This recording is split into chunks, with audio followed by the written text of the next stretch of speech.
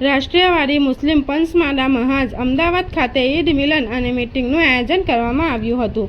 અમદાવાદ જિલ્લાના રાજા સાઉન અમર ટાવરની સામે જુહાપુરા વિસ્તારમાં ગુજરાત રાષ્ટ્રવાદી મુસ્લિમ પંચમાલા મહાજ અમદાવાદ જિલ્લા અને શહેરની ટીમ દ્વારા ઈદે મિલનના પ્રોગ્રામ અને મીટિંગ રાખેલી હતી, જેમાં પ્રદેશના તમામ હોદ્દેદારો, જિલ્લા મહાનગરના પ્રમુખશ્રીઓ, મંડળ અને તાલુકા પ્રમુખશ્રીઓ, મહિલા મોરચાના પ્રમુખ સાબુકતા હળદરની ટીમે હાજરી આપી હતી। ગુજરાત પ્રદેશ અધ્યક્ષ એડવોકેટ રિયાઝ શેખજી અને કચ્છ જિલ્લાની ટીમ ઉપસ્થિત રહી હતી અને ગુજરાતના તમામ જિલ્લાના અને તાલુકાના પ્રમુખો તથા સભ્યો ઉપસ્થિત રહ્યા હતા અને તેમનો પુષ્પ અને સવાલ પહેરાવીને સન્માન કરવામાં આવ્યું હતું।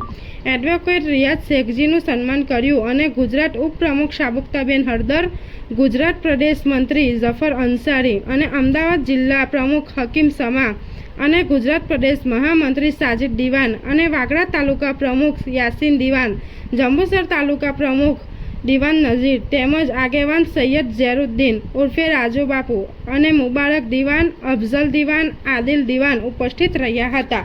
રિપોર્ટર દિવાન નઝીર। શું નામ છે તમારું? ગુજરાત રાષ્ટ્રવાદી મુસ્લિમ પંચમહાલાનો અધ્યક્ષ રિયાઝ શેખ। આ પ્રોગ્રામ શું હેતુ હતો?